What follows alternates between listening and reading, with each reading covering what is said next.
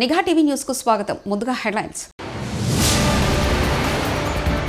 చైనాకు భారత్ షాక్. ఇది మామూలు దెబ్బ కాదు.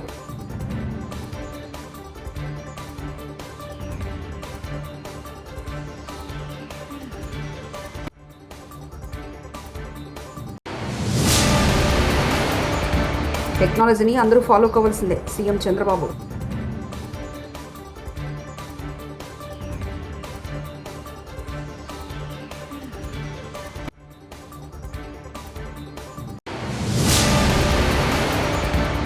రాహుల్, మీకు ఆ కంపెనీలతో రహస్య ఒప్పందం ఉందా? కేటీఆర్.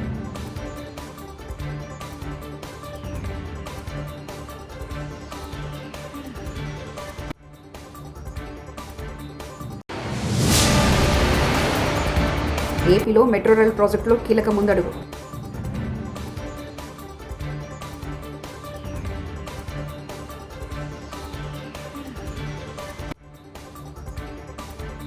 చైనాకు గట్టిగా బుద్ధి చెప్పింది భారత్. ఆపరేషన్ సింధూర్ మీద తప్పుడు కథనాలను ప్రచారం చేస్తున్న డ్రాగన్ కంట్రీకి సంబంధించిన న్యూస్ ఏజెన్సీలను ట్విట్టర్లో బ్లాక్ చేసింది. చైనాలోని అధికార కమ్యూనిస్టు పార్టీకి చెందిన గ్లోబల్ టైమ్స్ అనే ఆంగ్ల పత్రికతో పాటు ఆ దేశ అధికార న్యూస్ ఏజెన్సీగా జిన్హువా ఎక్స్ అకౌంట్లను బ్లాక్ చేసింది మోదీ సర్కార్. ఆపరేషన్ సింధూర్ విషయంలో ప్రజల్ని తప్పుదోవ పట్టించేందుకు ప్రయత్నించడం, ధృవీకరణ కాకుండానే సమాచారాన్ని వ్యాప్తి చేయడం విషయంలో చైనాపై ఇప్పటికే అక్కడ భారత ఎంబసీ మండిపడింది. ఆపరేషన్ సింధూర్ మీద కొన్ని పాకిస్తాన్ అనుకూల వర్గాల నిరాధార ఆరోపణలు దుష్ప్రచారం చేస్తున్నాయని పేర్కొంది. అలాంటి సమాచారాన్ని వెరిఫై చేయకుండా వ్యాప్తి చేయడం సరికాదని, ఇది బాధ్యతాయుతమైన పాత్రికేయం అనిపించుకోదంటూ చైనీస్ మీడియాను దుయ్యబట్టింది.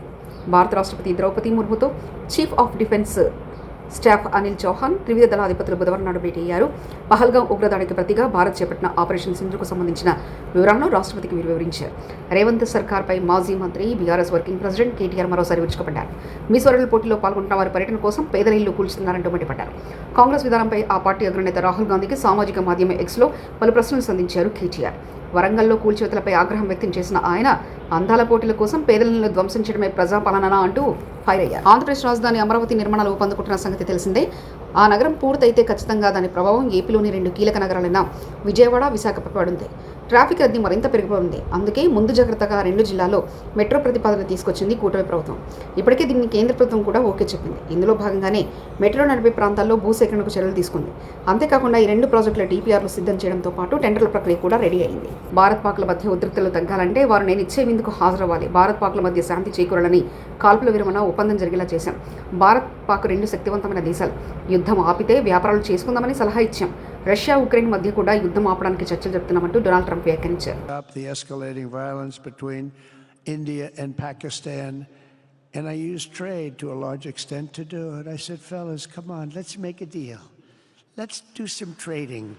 Let's not trade nuclear missiles. Let's trade the things that you make so beautifully. And they both have very powerful leaders, very strong leaders, good leaders, smart leaders. And it all stopped.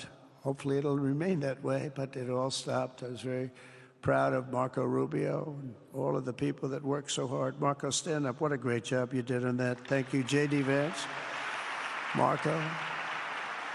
The whole group worked with you, but it was a great job.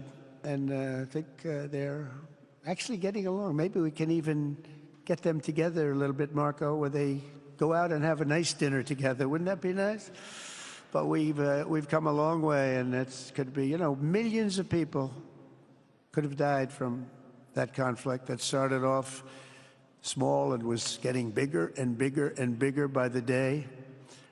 I've also been working relentlessly to end the terrible bloodshed between Russia and Ukraine, and very importantly, talks are being held in Turkey later this week, probably on Thursday. టెక్నాలజీని అందరూ follow కావాల్సిందేనని CM Chandrababu చెప్పారు. విజయవాడలో జరుగుతున్న పశుసంవర్ధక శాఖ take AI 2.0ను ఇవాళ CM Chandrababu ప్రారంభించి ప్రసంగించారు. గతంలో ఎంటర్‌ప్రైనర్లను ప్రోత్సహించడానికి GFST లాంటి సంస్థను తెచ్చామని గుర్తు చేశారు. లైవ్ స్టాక్ పై 42 లక్షల మంది ఆధారపడ్డారని చెప్పిన Chandrababu 13.5% GST contribution live stock ద్వారా వస్తుందని వివరించారు. అదే సమయంలో మన దేశంలో IT అప్పుడప్పుడే ఎవాల్వ్ అవుతుంది. దాన్ని మనం అడ్వాంటేజ్గా తీసుకున్నాం. అంటే ప్రపంచంలోనే IT ఫస్ట్ మూవర్ అడ్వాంటేజ్ తీసుకున్న దేశం, అందులో రాష్ట్రం ఆంధ్రప్రదేశ్ అని చెప్పి కూడా నేను మీకు తెలియజేస్తున్నా. అది అనదర్ అడ్వాంటేజ్. అక్కడి నుంచి 3వ అడ్వాంటేజ్ మీరు చూస్తే డెమోగ్రఫిక్ డివిడెంట్. ప్రపంచంలో యంగ్స్టర్స్ ఎక్కువ ఉండే దేశం భారతదేశం. ఒకప్పుడు నేను ఫ్యామిలీ ప్లానింగ్ మాట్లాడా, ఇప్పుడు నేను పాపులేషన్ మేనేజ్మెంట్ మాట్లాడుతున్నా. ఆ రోజు నేనే చేశా, ఈరోజు మళ్ళీ నేనే చేస్తున్నానంటే భవిష్యత్తును ఆలోచించి ఇలాంటి నిర్ణయాలు చేస్తున్నాం. దీనివల్ల జరిగినటువంటి డెవలప్మెంట్ మీరు ఒక్కసారి చూస్తే, ఎప్పుడైతే ఎకనామిక్ రిఫార్మ్స్ వచ్చాయో పబ్లిక్ ప్రైవేట్ పార్ట్నర్షిప్ వచ్చింది. అంత మునుపు ప్రభుత్వాలు డబ్బులు లేవు, మేమేమి చేయలేము అని చెప్పే దగ్గర నుంచి పబ్లిక్ ప్రైవేట్ పార్ట్నర్షిప్తో ఏ పనైనా కూడా సుజావుగా చేసే పరిస్థితికి వచ్చారు. ఒక రోడ్డు కావాలి, ఒక టెలిఫోన్ సర్వీస్ కావాలి, పవర్ కావాలి, లేకపోతే ఒకటి రెండు కాదు, అనేక సేవలు అందించడం దీంట్లో ప్రారంభమైంది. దీంతో వెల్త్ పెద్ద ఎత్తున క్రియేట్ అయింది, ప్రజలకు సదుపాయాలు వచ్చాయి. ఒకప్పుడు విశాఖపట్నం నుంచి విజయవాడకు రావాలంటే నరక యాతనగా ఉండేది. నేను చీఫ్ మినిస్టర్గా ఒకసారి నెల్లూరుని తిరుపతికి పోవాలంటే ఒక్కొక్క రోడ్డు 5-6 అడుగుల కిందనుండేది. ముంతలు, గోతులు చాలా భయంకరంగా ఉండేటివి. దీనివల్ల ఏదైతే ఇప్పుడు నేషనల్ హైవేస్ చూస్తే one of the best roads వచ్చాయి. ఒక విధంగా చెప్పాలంటే ఒకసారి సంతోషం. మలేషియాను చూశాను నేను ఆ రోజుట్లో. చిన్న దేశం, బుడ్డ దేశం, 2 కోట్ల జనాభా. వాళ్ళది east west corridor 8 lane road. ఇది అర్లీ 90s. అది చూసిన తర్వాత మన దేశం ఎందుకు మరి చేయలేకపోతుందంటే, ఆనాడుండే ప్రధానమంత్రితో గట్టిగా పట్టుబడితే, నేను పదే పనిగా చెప్తే లాస్ట్లో ఈయన first road proof of concept వేసాం, నెల్లూరు నుంచి చెన్నై వరకు. ఆ తర్వాత గోల్డెన్ క్వాడ్రిలేటర్ రోడ్ వచ్చింది. ఇప్పుడు ఏ డిస్ట్రిక్ట్ పోయిన నేషనల్ హైవేస్ వచ్చాయి, బ్రహ్మాండంగా ఇన్ఫ్రాస్ట్రక్చర్ వచ్చింది. దీనివల్ల యూజర్స్ కొంత డబ్బులు పే చేస్తున్నారు. దానివల్ల వాళ్ళకి కంఫర్ట్ వస్తుంది, టైం సేవింగ్, పెట్రోల్ ఆదా అవుతుంది, లేకపోతే రైడింగ్ కంఫర్ట్ వస్తుంది, అనేక బెనిఫిట్స్ వచ్చే పరిస్థితి వచ్చింది. దీనన్నిటి వల్ల బెటర్ లివింగ్ స్టాండర్డ్స్ వచ్చాయి ప్రజలకి, కమ్యూనికేషన్లోనే లేకుంటే ఏ విషయంలో, అన్ని విషయాల్లో. అయితే ఈరోజు మనం గుర్తుపెట్టుకోవాల్సింది, హ్యావ్స్ అండ్ హ్యావ్ నాట్స్ మధ్య డబ్బులుండే వాళ్ళ దగ్గర ఎక్కువ డబ్బులు వెళ్ళిపోతున్నాయి, డబ్బులు లేని వాళ్ళు పేదరికంలోనే ఉన్నారు. ఇవన్నీ ఆలోచించిన తర్వాత ఆ రోజు మేము ఆలోచించింది global forum for sustainable transformation కింద. నాలెడ్జ్ ఉంది ప్రపంచం మొత్తం, టెక్నాలజీ అవైలబుల్ ఉంది. ఊబరైజేషన్ ద్వారా ఎందుకు మనం పొలిటికల్ ఐడియాలజీని, అంటే పబ్లిక్ పాలసీస్ని ఎందుకు ప్రమోట్ చేయకూడదు, ఎందుకు ఆంటర్ప్రెన్యూర్స్ని ప్రమోట్ చేయకూడదని ఆలోచించాం. ఆ ఆలోచన నుంచి పుట్టిందే ఈ జిఎఫ్ఎస్టీ. ఇంత మునుపు కూడా నేను కొన్ని ఆర్గనైజేషన్స్ డెవలప్ చేశాను. నాంది ఫౌండేషన్. నేను అమెరికాకు పోతే 95లో ఫస్ట్ టైం అమెరికాలో అందరూ ఒకటి అడిగారు, మీరు సీఎంగా ఉన్నారు, బాగానే ఉంది, మేము ఆ రాష్ట్రానికి సేవ చేయాలనుకుంటున్నాం, దేశానికి సేవ చేయాలనుకుంటున్నాం. ఒకవేళ ఒక్కొక్కసారి అధికారం శాశ్వతం కాదు, శాశ్వతంగా పని చేయాలంటే ఒక ప్లాట్ఫామ్ క్రియేట్ చేయాలంటే, ఆ రోజు నేను మేధావులందరితో మీటింగ్ పెట్టి ఆలోచించి పేరు నేనే పెట్టి రెడ్డి ల్యాబ్స్ అధినేత అంజయ్ రెడ్డి చైర్మన్గా చేశాను. ఆయన చనిపోయే ముందు ఆలోచించి నేను అప్పచెప్పిన బాధ్యత ఆనంద్ మహేంద్రకు ఆయన అప్పచెప్పి ఇది చేశారు. ఈరోజు ఆ ఆర్గనైజేషన్ ఇండియా మొత్తం సర్వీస్ చేస్తూ ఉంది. అరకు కాఫీని ప్రపంచం మొత్తం తీసుకువెళ్ళిన వ్యవస్థ నాంది ఫౌండేషన్ అని చెప్పి కూడా నేను మీకు తెలియజేస్తున్నా. ఈరోజు అరకు ప్రపంచం అంతా కూడా మీ పరిస్థితికి వచ్చింది. అకాల వర్షానికి ధాన్యం కొనుగోలు కేంద్రంలో కొట్టుకుపోయిన 400 ఎకరాల ధాన్యం రాసులు, జరిగిన నష్టానికి సర్వేలు చేపట్టి నష్టపరిహారం అందించాలని, లేదంటే ఆత్మహత్య శరణమని మంత్రి సీతక్కను వేడుకున్న రైతులు. ములుగు జిల్లా ఏటూరు నాగరం మండలం గోగుబెల్లి గ్రామంలో అకాల వర్షానికి ధాన్యం కొనుగోలు కేంద్రాన్ని ముంచేసిన ఊరవాగు కొనుగోలు సెంటర్ల వద్ద సెంటర్ నిర్వాహకుల పర్యవేక్షణ లోపం, లోడింగ్ సిద్ధంగా ఉన్న బస్తాలు మిల్లర్లు లోడ్ చేసుకోకపోవడమే కారణమంటున్న బాధిత రైతులు. క్వింటాల్ 10 కిలోల తరగు తీస్తేనే మిల్లర్లు లోడింగ్ తీసుకుంటామని రైతుల ఆరోపణ.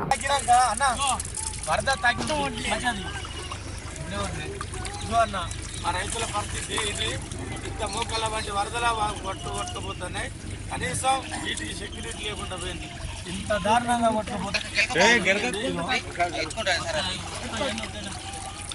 ఇక్కడ ఒడ్లే ఇవన్నీ ఒడ్లే.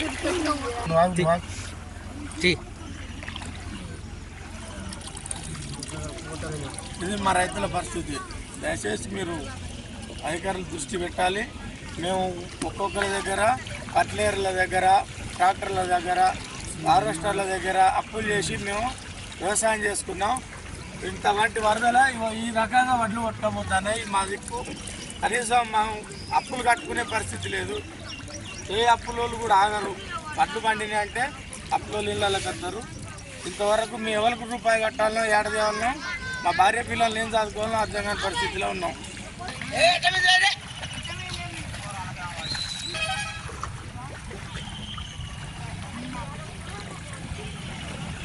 కామారెడ్డి జిల్లా ఎల్లారెడ్డి పట్టణంలో మున్సిపల్ చైర్మన్ మాజీ పద్మ శ్రీకాంత్ నానమ్మ పద్మసాయవ్వ గత సోమవారం ప్రమాదించడం జరిగింది. ఈరోజు శాసనసభ్యులు మదన్ మోహన్ పద్మ శ్రీకాంత్ ఇంటికి వెళ్లి పరామర్శించడం జరిగింది. ఈ కార్యక్రమంలో ఎల్లారెడ్డి మండల కాంగ్రెస్ పార్టీ అధ్యక్షుడు Kurma Saibaba, mandal working president Asamala Saibaba, councillor Gadi Tirupati, Vidyasagar, factory vice chairman Prashant కూడా పాల్గొనడం జరిగింది.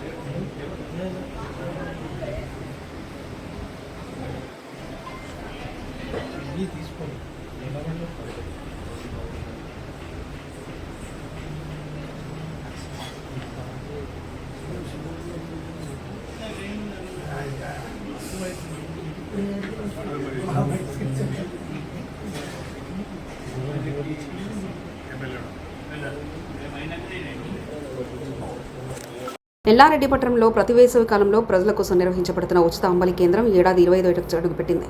ఈ సందర్భంగా ఈ సేవా కార్యక్రమం సిల్వర్ జూబ్లీగా జరుపుకుంటుంది. ఈ కేంద్రాన్ని స్థానిక ఎమ్మెల్యే మదన్ మోహన్ గారు ఘనంగా ప్రారంభించారు. ఈ అంబలి కేంద్రం మాజీ మున్సిపల్ చైర్మన్ కుడుముల సత్యనారాయణ ఆధ్వర్యంలో గత 25 సంవత్సరాలుగా నిరంతరం ప్రజలకు సేవలందిస్తుంది. ప్రజాసేవ పట్ల అంకితభావంతో, రాజకీయ ప్రేరణ మించిన మానవత విలువలతో ఆయన చేపట్టిన ఈ కార్యక్రమం వేలాది మందికి వేసవి కాలంలో ఉపశమనం కలిగిస్తుంది.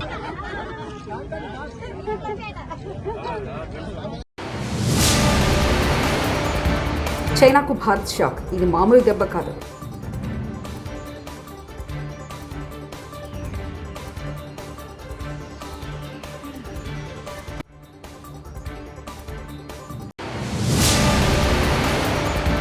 టెక్నాలజీని అందరూ ఫాలో కావాల్సిందే. సీఎం చంద్రబాబు.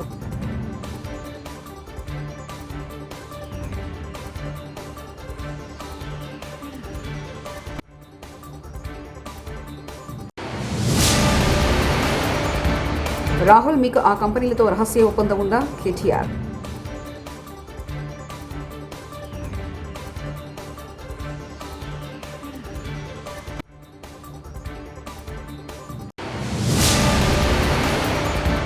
ఏపీలో మెట్రో రైల్ ప్రాజెక్టులో కీలక ముందడుగు.